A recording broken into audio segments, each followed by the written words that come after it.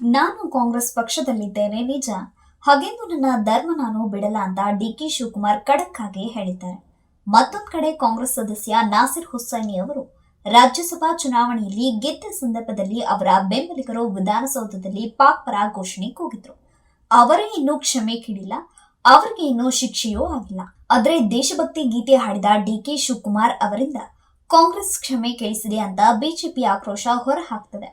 ಈ ವಿವಾದದ ಬಗ್ಗೆ ಪೂರ್ತಿ ವಿವರಣೆ ಪಡೆಯೋಣ ಈ ಸ್ಟೋರಿಲಿ. ಡಿಕೆ ಶಿವಕುಮಾರ್ ಅವರ ಹಿಂದೂ ಪ್ರೇಮಕ್ಕೆ ಬಿಜೆಪಿ ಬೆಂಬಲಿಗರು ಶಬಾಷ್ ಅನ್ನುತ್ತಿದ್ದಾರೆ. ಇದರ ಜೊತೆಗೆ ಡಿಕೆ ಶಿವಕುಮಾರ್ ಮೇಲೆ ಕೆಲವರು ಕೆಂಡ ಕಾರ್ತಿದ್ದಾರೆ.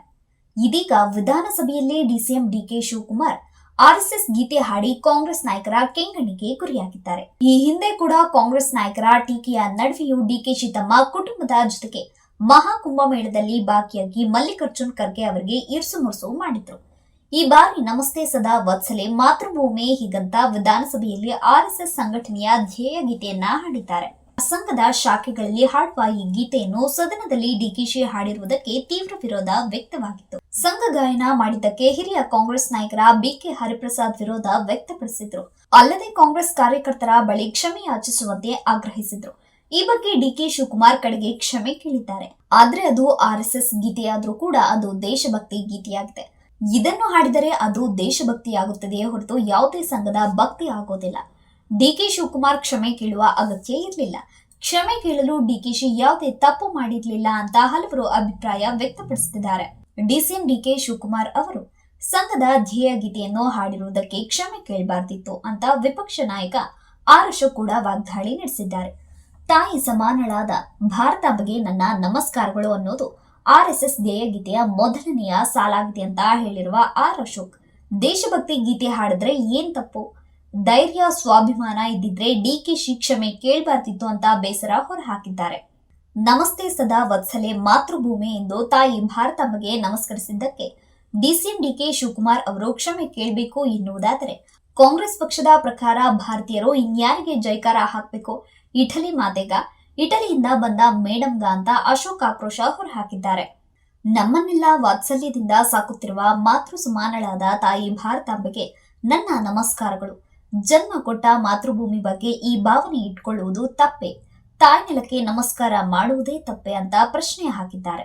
ವಿಧಾನಸೌಧದಲ್ಲಿ ಪಾಕಿಸ್ತಾನ್ ಜಿಂದಾಬಾದ್ ಅಂತ ಘೋಷಣೆ ಕೂಗಿದವರನ್ನ ಸಮರ್ಥನೆ ಮಾಡಿಕೊಳ್ಳುವ ಕಾಂಗ್ರೆಸ್ ಪಕ್ಷ ಮತ್ತೊಂದು ಕಡೆ ತಾಯಿ ಭಾರತಾಂಬೆಗೆ ನಮಸ್ಕರಿಸುವವರನ್ನ ಅಪರಾಧಿ ಸ್ಥಾನದಲ್ಲಿ ನಿಲ್ಲಿಸುತ್ತದೆ.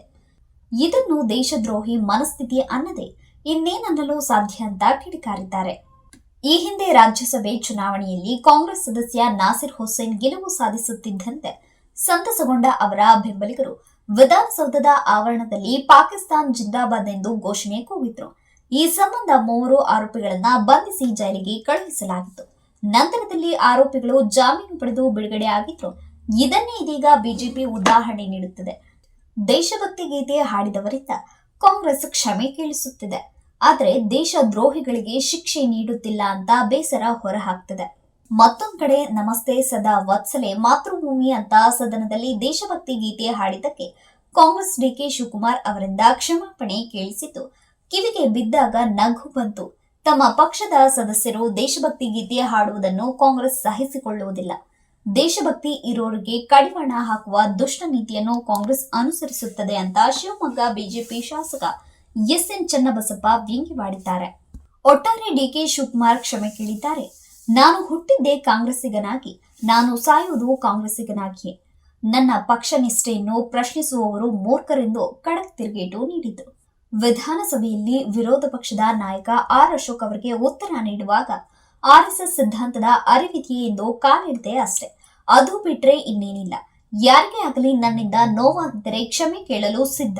ಎಲ್ಲರ ಬಳಿಯೂ ಕ್ಷಮೆ ಕೇಳುತ್ತೇನೆ. ಆದ್ರೆ ಒಂದು ವಿಚಾರ ಸ್ಪಷ್ಟ ಇರಲಿ, ಯಾರು ನನ್ನನ್ನು ಪ್ರಶ್ನೆ ಮಾಡಿಲ್ಲ, ಹೈಕಮಾಂಡ್ ಕೂಡ ಕೇಳಿಲ್ಲ. ಈ ವಿಚಾರ ಇಲ್ಲಿಗೆ ಮುಗಿಸೋಣ. ನನ್ನ ಮತ್ತು ಕಾಂಗ್ರೆಸ್ ಸಂಬಂಧ ಭಕ್ತ ಮತ್ತು ಭಗವಂತನ ಸಂಬಂಧದಂತೆ ಎಂದು ಡಿಕೆ ಶಿವಕುಮಾರ್ ಸ್ಪಷ್ಟಪಡಿಸಿದ್ದಾರೆ. ಇದರ ಜೊತೆಗೆ ತಮ್ಮ ಹಿಂದೂ ಧರ್ಮ ಪ್ರೇಮವನ್ನು ಭಕ್ತಿಯನ್ನು ಡಿಕೆ ಶಿವಕುಮಾರ್ ಸ್ಪಷ್ಟವಾಗಿ ಹೇಳಿದ್ದಾರೆ. ನಾನು ಕಾಂಗ್ರೆಸ್ ಪಕ್ಷದಲ್ಲಿದ್ದೇನೆ ನಿಜ, ಹಾಗೆಂದು ನನ್ನ ಧರ್ಮ ನಾನು ಬಿಡಲ್ಲ. ನನ್ನ ಧರ್ಮದ ಜೊತೆಗೆ ಇತರ ಧರ್ಮಗಳ ಬಗ್ಗೆಯೂ ನನಗೆ ನಂಬಿಕೆ ಇದೆ. ಮುಸ್ಲಿಂ, ಕ್ರಿಶ್ಚಿಯನ್ ಇತರ ಧರ್ಮಗಳ ಬಗ್ಗೆಯೂ ಗೌರವ ಇದೆ. ಆದ್ರೆ ಇವೆಲ್ಲದಕ್ಕಿಂತಲೂ ಮಾನವ ಧರ್ಮದ ಮೇಲೆ ನಾನು ಹೆಚ್ಚು ನಂಬಿಕೆ ಇಟ್ಟಿದ್ದೇನೆ ಅಂತ ಹೇಳಿರೋದು ಕೂಡ ವಿಶೇಷವಾಗಿದೆ. ಡಿಕೆ ಶಿವಕುಮಾರ್ ಆರ್ಎಸ್ಎಸ್ ಗೀತೆ ಹಾಡಿದ್ದ ಸನ್ನಿವೇಶದ ಬಗ್ಗೆ ಮೆಲುಕು ಹಾಕುವುದಾದರೆ, ರಾಯಲ್ ಚಾಲೆಂಜರ್ಸ್ ಬೆಂಗಳೂರು ವಿಜಯೋತ್ಸವ ಸಂಭ್ರಮಾಚರಣೆ ವೇಳೆ ಚಿನ್ನಸ್ವಾಮಿ ಸ್ಟೇಡಿಯಂ ಬಳಿ ಸಂಭವಿಸಿದ್ದ ಕಾಲ್ತುಳಿತದಲ್ಲಿ 11 ಆರ್ಸಿಬಿ ಅಭಿಮಾನಿಗಳು ಮೃತಪಟ್ಟ ಬಗ್ಗೆ ಆಗಸ್ಟ್ 21 ವಿಧಾನಸಭೆಯಲ್ಲಿ ಚರ್ಚೆ ನಡೆದಿತ್ತು. ಈ ಬಗ್ಗೆ ಗೃಹ ಸಚಿವ ಡಾಕ್ಟರ್ ಜಿ ಪರಮೇಶ್ವರ್ ಅವರು ಉತ್ತರ ನೀಡಿದರು. ಇದೇ ವೇಳೆ ವಿಪಕ್ಷ ನಾಯಕ ಅಶೋಕ್ ಆರ್ಸಿಬಿ ಗೆಲುವಿನಲ್ಲಿ ಡಿಕೆ ಶಿವಕುಮಾರ್ ಪಾಲ್ಗೊಂಡಿರುವ ಬಗ್ಗೆ ಪ್ರಸ್ತಾಪ ಮಾಡಿದ್ರು. ಇದಕ್ಕೆ ಎದ್ದು ನಿಂತ ಡಿಕೆಶಿ, ನಾನು ಕ್ರಿಕೆಟ್ ಅಭಿಮಾನಿ, ಕೆಎಸ್ಸಿಎ ಸದಸ್ಯ, ಕ್ರೀಡಾಂಗಣಕ್ಕೆ ಹೋಗಿದ್ದೆ, ಕಪ್ಗೂ ಮುತ್ತು ಕೊಟ್ಟಿದ್ದೇನೆ ಎಂದ್ರು. ನಂತರ ಕೌಂಟರ್ ಎಂಬಂತೆ ಆರ್ಎಸ್ಎಸ್ ಚಡ್ಡಿ ಹಾಕಿದ್ರಲ್ಲ ಎಂದು ಅಶೋಕ್ ಟಾಂಗ್ ಕೊಟ್ರು. ಇದಕ್ಕೆ ಪ್ರತಿಯಾಗಿ ಡಿಕೆಶಿ ನಮಸ್ತೆ ಸದಾ ವತ್ಸಲೆ ಎಂದು ಆರ್ಎಸ್ಎಸ್ ಗೀತೆ ಹಾಡಿದ್ರು. ಈ ಮೂಲಕ ಅಶೋಕ್ ಅವರಿಗೆ ತಿರುಗೇಟು ನೀಡಿದ್ರು. ಇದು ಕಾಂಗ್ರೆಸ್ ನಾಯಕರ ಕೆಂಗಣ್ಣಿಗೆ ಗುರಿಯಾಯಿತು. ಈ ಬಗ್ಗೆ ಕೊನೆಗೆ ಡಿಕೆಶಿ ಕ್ಷಮೆ ಕೇಳಿದ್ರು. ಆದ್ರೆ ದೇಶಭಕ್ತಿ ಗೀತೆ ಹಾಡಿ ಕ್ಷಮೆ ಕೇಳುವ ಅವಶ್ಯಕತೆ ಇರಲಿಲ್ಲ ಅಂತ ಬಿಜೆಪಿ ಅಭಿಪ್ರಾಯ ಪಟ್ಟಿದೆ.